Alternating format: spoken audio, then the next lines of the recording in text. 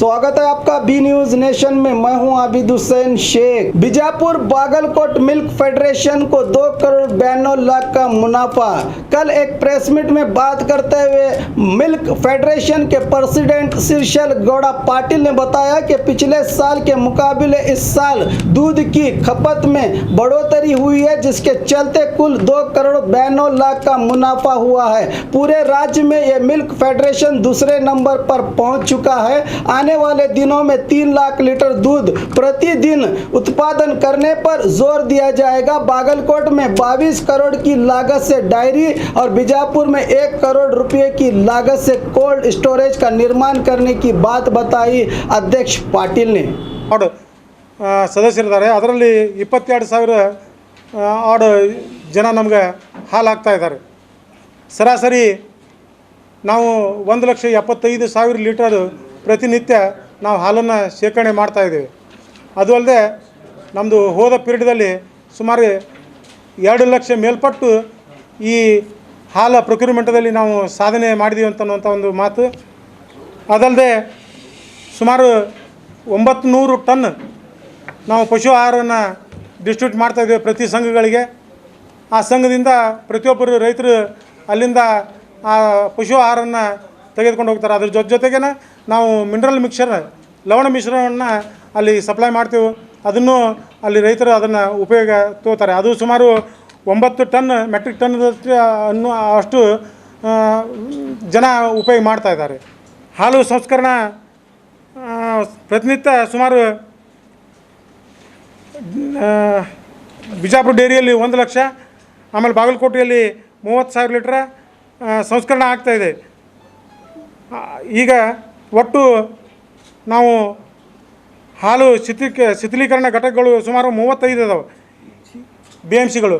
ಅವತ್ರನ್ನ ಇವತ್ತು ಜಾಸ್ತಿ ಅದಕ್ಕೂ ಒತ್ತು ಕೊಟ್ಟಿದ್ದೇವೆ. ಯಾಕಂತಂದ್ರೆ ನಮ್ದು ಏನು ರೈತರಿಂದ ಹಾಲು ಪ್ರೊಕ್ಯೂರ್ಮೆಂಟ್ ಮಾಡ್ತದೆ, ಇಮಿಡಿಯೇಟಾಗಿ 1 ಅವರ್ದಾಗ ಅದು ಚಿಲ್ ಸ್ಟಾರ್ಟ್ ಆಗಿಬಿಡ್ತು ಅಂತಂದರೆ ನಮ್ಮ ಹಾಲಿನ ಕ್ವಾಲಿಟಿ ಇಂಪ್ರೂವ್ಮೆಂಟ್ ಆಗ್ತದೆ ಅನ್ನುವಂಥ ದಿಶೆಯಲ್ಲಿ ಸುಮಾರು 80% ಮಿಲ್ಕ್ ನಾವು BMCಯಿಂದ ಬಲ್ಕ್ ಮಿಲ್ಕ್ ಕೂಲರ್ಲಿಂದ ನಾವು ಕಲೆಕ್ಟ್ ಮಾಡ್ತಾಯಿದ್ದೀವಿ. ಅದರಿಂದ ನಮ್ಮ ಗುಣಮಟ್ಟ ಇವತ್ತು ಹಾಲಿನ ಗುಣಮಟ್ಟದಲ್ಲಿ ಭಾಳಷ್ಟು ಸುಧಾರಣೆ ಆಗಿದೆ. ಸುಮಾರು ನಾವು ಇವತ್ತು ರಾಜ್ಯದಲ್ಲಿ ಹಾಲಿನ ಗುಣಮಟ್ಟದಲ್ಲಿ ಯಾವಾಗಲೂ ಸುಮಾರು 4-5 ವರ್ಷಗಳಿಂದ ನಾವು 1, 2, 3 ಗ್ರೇಡ್ದಲ್ಲಿ ನಾವು ಇದ್ದೇವೆ. 1 ಅಥವಾ 2 ಹಾಲಿನ ಗುಣಮಟ್ಟದಲ್ಲಿ ನಾವು ರ್ಯಾಂಕಿಂಗ್ನಲ್ಲಿದ್ದೇವೆ ಅನ್ನುವಂಥ ಮಾತು. ಅದು ಅಲ್ಲದೆ ಪ್ರತಿದಿನ ಇವತ್ತು ಹಾಲು ನಾವು ಸರಾಸರಿ ಮಾರಾಟ 60,000-70,000 ಲೀಟ್ರ್ ನಾವು ಪ್ರತಿದಿನ ಇದು ರಾ ಮಿಲ್ಕ್ ಈ ಪ್ಯಾಕೆಟ್ ಸೆಗ್ಮೆಂಟ್ನಿಂದ ನಾವು ಮಾರಾಟ ಮಾಡ್ತಿದ್ದೇವೆ. ಹಾಲಿನ ಒಂದು ಫ್ರಾಂಚೈಸಿಗಳು ಪಾರ್ಲರ್ಗಳನ್ನ ನಾವು ಸುಮಾರು 3-4 ಪಾರ್ಲರ್ಗಳನ್ನು ಅಲ್ಲಿ ಮಾಡಿ ನಮಗೆ ಸುಮಾರು ಪ್ರತಿನಿತ್ಯ ಅವರು 20,000-25,000 ವ್ಯಾಪಾರನ ಗಿಟ್ಟಿಸ್ಕೊಳ್ಳುವಂಥದ್ದೊಂದು ನಮಗೆ ಕಂಡು ಬಂದಿದೆ. ವಿಚಾರಗಳನ್ನ ಇಟ್ಕೊಂಡಿದ್ದೀವಿ. ಬಾಗಲಕೋಟೆ ಡೇರಿಯಲ್ಲಿ ಸುಮಾರು 22 ಕೋಟಿ ರೂಪಾಯಿದ ಒಂದು ಬಾಗಲಕೋಟೆಯಲ್ಲಿ ಡೇರಿ ನಿರ್ಮಾಣ ಆಗ್ತಾಯಿದೆ. ಸಿವಿಲ್ ಕಾಮಗಾರಿ ಸುಮಾರು 9 ಕೋಟಿ ಆರ್ಡರ್ದಲ್ಲಿ ಕೆಲಸ ಪೂರ ಮುಗಿದಿದೆ. ಇನ್ನು ಮೆಕ್ಯಾನಿಕಲ್ ಟೆಂಡರು ಕರೆಯುವುದು ಇದೆ. ಇದನ್ನು ನಾವು ಪೂರ್ತಿ ಕೆಲಸ ಜವಾಬ್ದಾರಿಯನ್ನು ಕರ್ನಾಟಕ ಹಾಲು ಮಹಾಮಂಡಳಿಗೆ ಒಪ್ಪಿಸಿದ್ರಿಂದ ಅಲ್ಲಿ ಟೆಂಡರ್ ಆಗಿ ಅವ್ರ ಮುಖಾಂತರನ ಈ ವರ್ಕ್ ಅವ್ರು ತೆಗೆದುಕೊಳ್ತಾರೆ ಅನ್ನುವಂಥ ಮಾತನ್ನು. 4 ತಿಂಗಳವರೆಗೆ ಪ್ರತಿನಿತ್ಯ 1 ರೂಪಾಯಿ ಜನರಿಗೆ ಮರಳಿ 1 ಲೀಟ್ರಿಗೆ 1 ರೂಪಾಯಿ ಒಳ್ಳೆಯ ಲಾಭಾಂಶದಲ್ಲಿ ಮರಳಿ ಜನರಿಗೆ ಕೊಡುವಂಥ ಒಂದು ಯೋಜನೆಯನ್ನು ಹಾಕ್ಕೊಂಡಿದ್ದೆವು. ಅದ್ರ ಜೊತೆಗೇ ಇವತ್ತು ಬರಗಾಲ ಇದ್ದಿದ್ದ ಕಾರಣ ಮೇವು ಸಿಗ್ತಾ ಇಲ್ಲ. ಇಂಥ ಪರಿಸ್ಥಿತಿಯಲ್ಲಿ ದನಗಳ ಒಂದು ಆರೋಗ್ಯ ದೃಷ್ಟಿಯಿಂದ ವಿಚಾರ ಮಾಡಿಕೊಂಡು ಕರ್ನಾಟಕದಲ್ಲೇ ನಾವೇ ಇವತ್ತು ಸುಮಾರು 1 ಕ್ವಿಂಟಲ್ 1 ಬ್ಯಾಗ್ಲಿಂದ 100 ರೂಪಾಯಿ ಪಶು ಆಹಾರಕ್ಕೆ ಸಬ್ಸಿಡಿ ಕೊಡುವಂಥ ಒಂದು ಯೋಜನೆಯಿಂದ ಇದು ನಾಳೆ 16 ತಾರೀಕಿನ ಅದು 4 ತಿಂಗಳವರೆಗೆ ಕೊಡಬೇಕಂತ ಅನ್ನೋದು ವಿಚಾರ ಇಟ್ಕೊಂಡು ಸುಮಾರು ಇದು ಅಂದಾಜು ಈಗ ಹಾಲಿನ ಪ್ರತಿ ಲೀಟ್ರಿಗೆ 1 ರೂಪಾಯಿ ಮತ್ತು ಇದು 1 ಬ್ಯಾಗಿಗೆ 100 ರೂಪಾಯಿ ಇದರಂತೆ ನಾವು 4 ತಿಂಗಳಲ್ಲಿ ಸುಮಾರು 3 ಕೋಟಿ ರೂಪಾಯಿ ಲಾಭಾಂಶದಲ್ಲಿ ಮರಳಿ ರೈತರಿಗೆ ನಾವು ಪಾಸಾನ್ ಮಾಡ್ತೀವಿ ಅಂತನ್ನುವಂಥ ಒಂದು ನಿರ್ಧಾರನ ಈಗ ನಿಮ್ಮ ಪ್ರೆಸ್ ಮೀಟ್ ಆದ ಕೂಡಲೇ ಮೀಟಿಂಗ್ ಇದ್ದಿದ್ದರಿಂದ ಅದರಲ್ಲಿ ನಾವು ತೀರ್ಮಾನ ತೆಗೆದುಕೊಳ್ತೀವಿ ಅನ್ನೋಂಥ ಮಾತು. ದಿನಾಲೂ ಇವತ್ತು ಐಸ್ ಕ್ರೀಮ್ ಘಟಕವನ್ನು ಇಲ್ಲೇ ಹಾಕಿದರೆ, ಯಾಕಂದರೆ ಉತ್ತರ ಕರ್ನಾಟಕ ಬಿಸಿಲು ಜಾಸ್ತಿ ಇರೋದ್ರಿಂದ ಇಲ್ಲಿ ಐಸ್ ಕ್ರೀಮ್ ನಾವು ನೋಡ್ತಾ ಇದ್ದೀವಿ. ಸುಮಾರು ಈಗ ಮೊದಲು ಏನೂ ಇದ್ದಿಲ್ಲ, ಇವತ್ತು 7,000 ಲೀಟ್ರ್ ತನಕ ಐಸ್ ಕ್ರೀಮ್ ಇವತ್ತು ಮಾರಾಟ ಆಗ್ತದೆ. ಅದರಿಂದ ಇಲ್ಲಿ ಒಂದು ಐಸ್ ಕ್ರೀಮ್ ಘಟಕವನ್ನು ಹಾಕಿಕೊಳ್ಳಲು ಒಂದು ವಿಚಾರ ಮಾಡಿದೆವು. ಇಲ್ಲಿ ಬೋರ್ಡ್ನಲ್ಲಿ ತೀರ್ಮಾನ ಮಾಡಿ KMFನಿಂದ ಅವ್ರಲ್ಲಿ ಪರ್ಮಿಷನ್ ತೊಗೊಂಡು ಮುಂದಿನ ಹೆಜ್ಜೆ ಇಡ್ತೇವೆ ಅಂತನ್ನುವಂಥ ಮಾತನ್ನು ಹೇಳ್ತಾ, ಮೊದಲಿಂದ ಹಾಲಿಗೆ ಸಂಬಂಧಪಟ್ಟಂತೆ ಏನು ರೈತರಿಗೆ ನಾವು ಗಳಿಸಿರ್ತಕ್ಕಂಥ ಲಾಭದಲ್ಲಿ ಪ್ರತಿ ಏನು ಹಾಲಿನ ಶೇಖರಣೆಗೆ ದರ ಕೊಡ್ತಾ ಇದೀವಲ್ಲ 21 ರೂಪಾಯಿನ 21 ರೂಪಾಯಿ ಬದಲಾಗಿ 22 ರೂಪಾಯಿನ 1 ರೂಪಾಯಿ ಜಾಸ್ತಿ ಮಾಡ್ತೀವಿ. 1 ರೂಪಾಯಿ 1 ಲೀಟ್ರಿಗೆ ಜಾಸ್ತಿ ಮಾಡಿದರೆ 1,75,000 ರೂಪಾಯಿ ಒಂದು ದಿನಕ್ಕೆ ರೈತರಿಗೆ ಜಾಸ್ತಿ ದುಡ್ಡು ಹೋಗುತ್ತೆ. ತಿಂಗಳಿಗೆ 55 ಲಕ್ಷ ರೂಪಾಯಿ ಹೋಗುತ್ತೆ. 4 ತಿಂಗಳಿಗೆ 2.25 ಕೋಟಿ ರೂಪಾಯಿ ದುಡ್ಡನ್ನು ರೈತರಿಗೆ ಕೊಡ್ತಕ್ಕಂಥ ಒಂದು ವ್ಯವಸ್ಥೆ. ಅದಲ್ಲದೆ ಪಶುಹಾರ ಈಗ ಬರಗಾಲ ಇರೋದ್ರಿಂದ ಕಣಿಕೆಗೆ ಮತ್ತು ಮೇವಿಗೆ ತೊಂದರೆ ಇರೋ ಹಿನ್ನೆಲೆಯಲ್ಲಿ ರೈತರಿಗೆ ಅನುಕೂಲ ಆಗಲಿ ಅನ್ನೋ ದೃಷ್ಟಿಯಲ್ಲಿ 50 kg ಚೀಲಕ್ಕೆ 100 ರೂಪಾಯಿ ಸಬ್ಸಿಡಿ ಕೊಡ್ತಕ್ಕಂಥದ್ದು. ಕೆಜಿಗೆ 2 ರೂಪಾಯಿ ಸಬ್ಸಿಡಿ ಕೊಟ್ಟಂಗೆ, ಕೆಜಿಗೆ 2 ರೂಪಾಯಿ ಸಬ್ಸಿಡಿ ಕೊಟ್ಟಂಗೆ. ಆ ರೀತಿ ಒಂದು ತಿಂಗಳಿಗೆ 900 ಟನ್ನು ಸೇಲ್ ಆಗುತ್ತೆ ಪಶುಹಾರ. ಅಂದರೆ 18 ಲಕ್ಷ ರೂಪಾಯಿಗಳನ್ನ ತಿಂಗಳಿಗೆ 4 ತಿಂಗಳಿಗೆ 72 ಲಕ್ಷ ರೂಪಾಯಿ.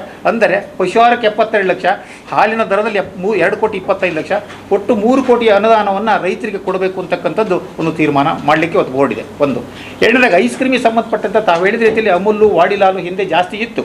ನಮ್ಮಲ್ಲಿ ಉತ್ಪಾದನೆ ಏನಾಗ್ತಿತ್ತು, ಕೆಲವೇ ಘಟಕಗಳಲ್ಲಿ ಮಾತ್ರ ಉತ್ಪಾದನೆ ಆಗ್ತಿತ್ತು. ಬಳ್ಳಾರಿಯಲ್ಲಿ ಆಗ್ತಾಯಿತ್ತು. ಇತ್ತೀಚಿನ ದಿನದಲ್ಲಿ ಹಾಸನದಲ್ಲಿ ಐಸ್ ಕ್ರೀಮ್ ವಿವಿಧ ಶ್ರೇಣಿಯ ಐಸ್ ಕ್ರೀಮ್ ಉತ್ಪಾದನೆ ಆಗ್ತಾ ಇದೆ. ಮದರ್ ಡೈರಿ ಬೆಂಗಳೂರಲ್ಲಿ ಆಗ್ತಾ ಇದೆ. ಹಾಗಾಗಿ ಆಯಾ ಒಕ್ಕೂಟಗಳು ತನ್ನ ಸ್ಥಳೀಯವಾಗಿ ಬೇಕಾಗಿರ್ತಕ್ಕಂಥ ಐಸ್ ಕ್ರೀಮ್ ಮಾಡಲಿಕ್ಕೆ ಕಹಾಮ ಅಥವಾ ಕರ್ನಾಟಕ ಹಾಲು ಮಂಡಳಿ ಒಪ್ಪಿಗೆ ಕೊಡ್ತಾರೆ ಹಿನ್ನೆಲೆಯಲ್ಲಿ ಐಸ್ ಕ್ರೀಮನ್ನು ಮಾರಾಟ ಮಾಡಿ ಮುಂದಿನ ದಿನದಲ್ಲಿ ನಾವು ಸಹ ಹೆಚ್ಚಿನ ಒಂದು ಮಾರ್ಕೆಟ್ ಶೇರ್ ತಗೊಳ್ಳಿಕ್ಕೆ ಪ್ರಯತ್ನ ಮಾಡ್ತೀವಿ. ನಿಮ್ಮದೇ ಸರ್ಕಾರದಿಂದ KMF ನಡೆಸುವಂತ ಪ್ರೊಡಕ್ಷನ್ ಐಸ್ ಕ್ರೀಮ್ ಪ್ರೊಡಕ್ಷನ್ ಯೂನಿಟ್ಗಳು ಎಷ್ಟು ರಾಜ್ಯದಲ್ಲಿ? ನಮ್ಮಲ್ಲಿ 3 ಇದೆ ಈ ಸದ್ಯಕ್ಕೆ. 3 ಒಂದು ಮದರ್ ಅಲ್ಲ, ಒಂದು 3 ಅಂದರೆ 3 ಕಡೆ ಉತ್ಪಾದನೆ ಆಗುತ್ತೆ, ಡಿಸ್ಟ್ರಿಬ್ಯೂಟ್ ಆಗತಕ್ಕಂಥದ್ದು ಎಂಟೈರ್ ರಾಜ್ಯದಲ್ಲಿ ಆಗುತ್ತೆ. ಕೆಲವು ಟೈಮ್ ಏರುಪೇರು ಆಗುತ್ತೆ, ಕೆಲವು ಬೇಡಿಕೆ ಬರುತ್ತೆ ಅಂತ ಹಿನ್ನೆಲೆಯಲ್ಲಿ ಆಯಾ ಒಕ್ಕೂಟಗಳಿಗೆ ಐಸ್ ಕ್ರೀಮ್ ಪ್ರೊಡಕ್ಷನ್ ಮಾಡ್ಕೊಳ್ತಕ್ಕಂಥ ಒಂದು ಅನುಮತಿಯನ್ನು ಕಹಾಮ ಕೊಡ್ತಾ ಇದೆ. ಈಗ ಮಾಡ್ತೀವಿ, 5,000 ಲೀಟರ್ ಮಾಡ್ತೀವಿ. ಬೆಣ್ಣೆ ನಮ್ಮಲ್ಲಿ ಬೆಣ್ಣೆ ಬರ್ತಕ್ಕಂಥದ್ದು ಏನಿದೆ, ಬೆಣ್ಣೆನ ನಮ್ಮದು ಒಂದು ತಿಂಗಳಿಗೆ 30 ಟನ್ನು ತುಪ್ಪ ಹೋಗ್ತಾ ಇದೆ. ಹುಬ್ಳಿ ಡಿಪೋ, ಗುಲ್ಬರ್ಗ ಡಿಪೋ, ನಮ್ಮ ಸ್ಥಳೀಯ ಮಾರ್ಕೆಟಿಗೆ 30 ಟನ್ ಬೆಣ್ಣೆನ ಕರಗಿಸ್ಬಿಟ್ಟು ತುಪ್ಪ ಮಾರಾಟ ಮಾಡ್ತಾ ಇದ್ದೀವಿ. ಮುಂದಿನ ದಿನದಲ್ಲಿ ಬೆಣ್ಣೆನೂ ಸಹ 1 kg ಪ್ಯಾಕಲ್ಲಿ ಕೋವಾ ಮತ್ತು ಬೆಣ್ಣೆನ ಮಾರಾಟ ಮಾಡಬೇಕು ಅಂತಕ್ಕಂಥದ್ದು ಯೋಜನೆ ಇದೆ. ಮೊಸರು ಕೊಡ್ತಾ ಇದ್ದೀವಿ. ಮೊಸರು 28,000 ಲೀಟರ್ ಖರ್ಚಾಗುತ್ತೆ ಒಂದು ದಿನಕ್ಕೆ. ಕೋಲಾರ ಮೊಸರು ಈಗಲೂ ಹೋಗ್ತಾ ಇದೆ. 800ರಿಂದ 1,000 ಲೀಟರ್ ಮೊಸರು ಹೋಗ್ತಾ ಇದೆ, ಈಗಲೂ ಹೋಗ್ತಾ ಇದೆ. ಪ್ರೊಡಕ್ಷನ್ ಜಾಸ್ತಿ ಇದೆ. ನಾವು ಪ್ರಾರಂಭ ಮಾಡಿದಾಗ 100-150 ಲೀಟರ್ ಇತ್ತು, ಈಗ 1,000 ಲೀಟರ್ ತನಕ ಹೋಗಿದೆ. ಈವನ್ ಬಾಗಲಕೋಟೆ ಜಿಲ್ಲೆಯಲ್ಲಿ ಅದ್ರ ಉತ್ಪಾದನೆ ಅಲ್ಲೂ ತಗೊಂಡಿದ್ದೀವಿ. ಈಗ ಅದಲ್ಲದೆ ಇನ್ನೊಂದು ಹೆಮ್ಮೆಯ ವಿಷಯ ಅಂತಂದರೆ, ಮೊದಲೇ ನಾವು ಮದುವೆ ಮತ್ತು ಸಮಾರಂಭಗಳಿಗೆ 40 ಲೀಟ್ರು ಸ್ಟೀಲ್ ಕ್ಯಾನ್ಗಳಲ್ಲಿ ಮೊಸರನ್ನು ಕೊಡ್ತಾ ಇದ್ವಿ. ಈಗೇನಾಗಿದೆ ಅಂದರೆ ಕೆಲವು ಸಣ್ಣ ಪುಟ್ಟ ಸಮಾರಂಭಗಳಿಗೆ 5 kg ಅಥವಾ 10 kg ಮೊಸರನ್ನು ಪ್ಲಾಸ್ಟಿಕ್ ಕಂಟೈನರ್ಲಿ ಕೊಡ್ತಕ್ಕಂಥ ಒಂದು ವ್ಯವಸ್ಥೆ ಮಾಡಿದ್ದೀವಿ. ಈಗಾಗಲೇ 2 ತಿಂಗಳಿಂದ ನಾವು ಮಾರಾಟ ಮಾಡ್ತಾ ಇದ್ದೀವಿ. 5 kg ಮೊಸರು ಮತ್ತು 10 kg ಮೊಸರು.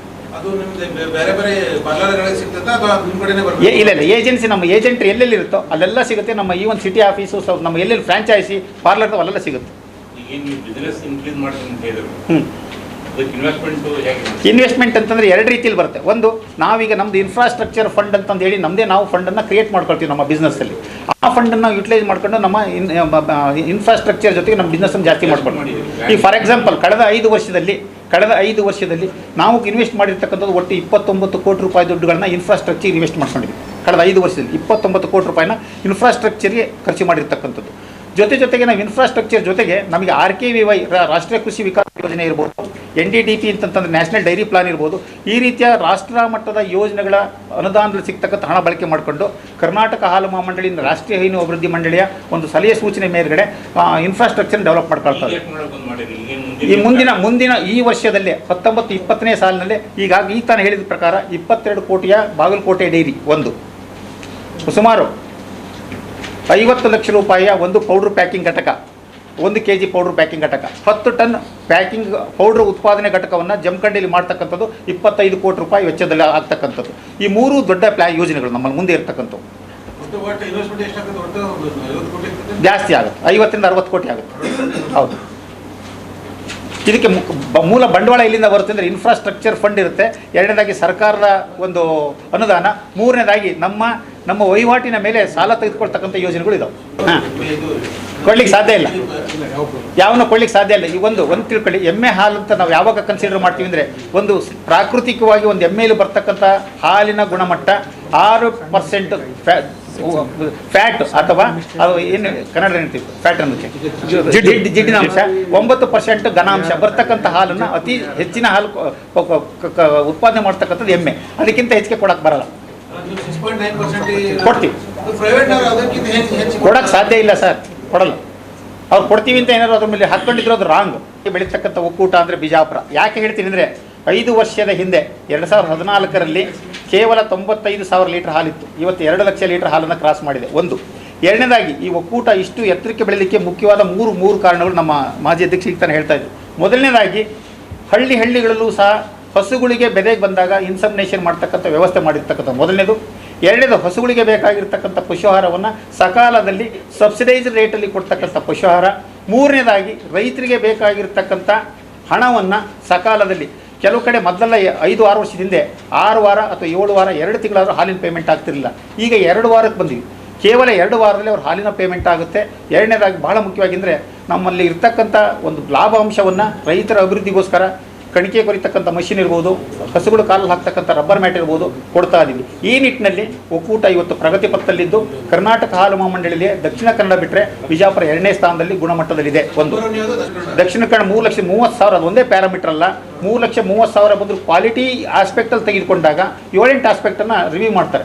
ಕ್ವಾಲಿಟಿ ಇರ್ಬೋದು, ಫೈನಾನ್ಷಿಯಲ್ ಮ್ಯಾನೇಜ್ಮೆಂಟ್ ಇರ್ಬೋದು, ಮ್ಯಾನ್ ಪವರ್ ಯುಟಿಲೈಸೇಷನ್ ಇರ್ಬೋದು, ಎನರ್ಜಿ ಕನ್ಸರ್ವೇಷನ್ ಇರ್ಬೋದು, ಇವೆಲ್ಲ ದೃಷ್ಟಿಯಲ್ಲಿ ನೋಡಿದಾಗ ಅದು ಮೊದಲನೇ ಸ್ಥಾನದಲ್ಲಿದೆ. ಉತ್ತರ ಕರ್ನಾಟಕದಲ್ಲಿ ಮತ್ತು ಇಡೀ KMF ಅಲ್ಲಿ ಬಿಜಾಪುರ 2ನೇ ಸ್ಥಾನದಲ್ಲಿದೆ. ಒಂದು. ಎರಡನೇದಾಗಿ ಈ ಒಕ್ಕೂಟಕ್ಕೆ ಕಳೆದ 5 ವರ್ಷದಲ್ಲಿ ಬಂದಿರತಕ್ಕಂಥ 3 ಅವಾರ್ಡ್ ಮತ್ತು ಅವೇರ್ನೆಸ್ ಪ್ರೋಗ್ರಾಮ್ ನಮ್ಮಲ್ಲಿ ಲಿಟ್ರಸಿ ಲೆವೆಲ್ ಜಾಸ್ತಿ ಇದೆ. ಆ ನಿಟ್ಟಿನಲ್ಲಿ ಅವರು ಸ್ವಲ್ಪ ಮುಂದಿದ್ದಾರೆ ಅಂತ ಹೇಳ್ಬೋದು. ಒಂದು. ಎರಡನೇದಾಗಿ ಕಳೆದ 5 ವರ್ಷದಲ್ಲಿ ನಾವು 3 ಅವಾರ್ಡ್ ಅಂತ ತೆಗೆದುಕೊಂಡಿದ್ದೀವಿ. ಇವು ಸಂಸ್ಥೆಗೆ ISO ಅಂತಂದು ಹೇಳ್ಬಿಟ್ಟು ISO ಸರ್ಟಿಫಿಕೇಷನ್ ಲಾಸ್ಟ್ ಟೈಮ್ ತಮಗೆ ತೋರಿಸಿದ್ದೆ. ಈ ಸರ್ಟಿಫಿಕೇಷನ್ ಬಂದಿರತಕ್ಕಂಥದ್ದು ರಾಷ್ಟ್ರ ಮಟ್ಟದ ಒಂದು ಸರ್ಟಿಫಿಕೇಟು. ಎರಡನೇದಾಗಿ ಇನ್ನೊಂದು ಅಂತಂತಂದರೆ EHS ಅವಾರ್ಡ್ ಅಂತಂದು ಭಾಳ ಇಂಪಾರ್ಟೆಂಟ್. EHS ಅಂದರೆ ಎನ್ವೈರನ್ಮೆಂಟಲ್ ಹೆಲ್ತ್ ಸೇಫ್ಟಿ ಅವಾರ್ಡ್ ಸಿಕ್ಕಿರ್ತಕ್ಕಂಥದ್ದು ಕರ್ನಾಟಕದಲ್ಲಿ ಬಿಜಾಪುರ ಹಾಲು ಒಕ್ಕೂಟಕ್ಕೆ ಒಂದೇ. ಇದು ಗೊತ್ತಿರಲಿ ಸರ್, ಇಡೀ ಕರ್ನಾಟಕದಲ್ಲಿ ಇದೊಂದೇ ಒಕ್ಕೂಟ ಸಿಕ್ಕಿರ್ತಕ್ಕಂಥದ್ದು. ಇನ್ನೊಂದು, ಇಡೀ ಭಾರತ ಡೈರಿ ಇಂಡಸ್ಟ್ರಿಯಲ್ಲೇ ಅಥವಾ ಹೈನೋದ್ಯಮದಲ್ಲೇ ಒಂದು ಅತಿ ಅತ್ಯುತ್ತಮ ಪ್ರಶಸ್ತಿ ಅಂತಂದರೆ ಕ್ವಾಲಿಟಿ ಮಾರ್ಕ್. ಮುಂದಿನ ದಿನದಲ್ಲಿ ಯಾರೇ ಹಾಲು ತಗೋಬೇಕಾದ್ರೂ ಈ ಚಿಹ್ನೆ ಇದ್ದರೂ ಮಾತ್ರ ನೋಡಿ ತಗೋಬೇಕು. ಈ ಚಿಹ್ನೆ ಇದ್ದರೆ ಈ ಪ್ರಶಸ್ತಿ ಉತ್ತರ ಕರ್ನಾಟಕದಲ್ಲಿ ಮೊದಲೇ ಬಂದಿರತಕ್ಕಂಥದ್ದು ಈ ಒಕ್ಕೂಟ. ಈ ಚಿಹ್ನೆ ಉತ್ತರ ಕರ್ನಾಟಕದಲ್ಲಿ ದಕ್ಷಿಣ ಕರ್ನಾಟಕದಲ್ಲಿ ಮಂಗಳೂರಿಗೆ ಸಿಕ್ಕಿದೆ, ಶಿವಮೊಗ್ಗಕ್ಕೆ ಸಿಕ್ಕಿದೆ, ಚನ್ನರಾಯಪಟ್ಟಣಕ್ಕೆ ಸಿಕ್ಕಿದೆ, ಮದರ್ ಡೈರಿ ಸಿಕ್ಕಿದೆ, ಬೆಂಗಳೂರು ಡೈರಿ ಸಿಕ್ಕಿದೆ. ಉತ್ತರ ಕರ್ನಾಟಕದಲ್ಲಿ ಯಾರಿಗೂ ಸಿಕ್ಕಿಲ್ಲ. ಫಸ್ಟ್ ಬಿಜಾಪುರಕ್ಕೆ ಸಿಕ್ಕಿದೆ. ಈ ಚಿಹ್ನೆ ಇದ್ರೂ ಮಾತ್ರ ನೋಡಿ ಹಾಲು ತಗೋಬೇಕು ಅಂತಕ್ಕಂಥದ್ದು ಸರ್ಕಾರ ಕಡ್ಡಾಯ ಮಾಡ್ತಾ ಇದೆ. ಕೇಂದ್ರ ಸರ್ಕಾರ ಕೊಡ್ತಕ್ಕಂಥ ಒಂದು ಏನು ಕ್ವಾಲಿಟಿ ಮಾರ್ಕ್ ಇದೆಯಲ್ಲ, ಇದು ಬಿಜಾಪುರ ಹಾಲು ಒಕ್ಕೂಟಕ್ಕೆ ಲಭಿಸಿದೆ ಅಂತ ಈ ಸಂದರ್ಭದಲ್ಲಿ ಹೆಮ್ಮೆಯಿಂದ ತಮ್ಮ ಜೊತೆ ಹಂಚಿಕೊಳ್ಳಿಕ್ಕೆ ಇಷ್ಟಪಡ್ತೀನಿ ಸರ್. और खबरों के लिए देखते रहिए बी न्यूज़ नेशन।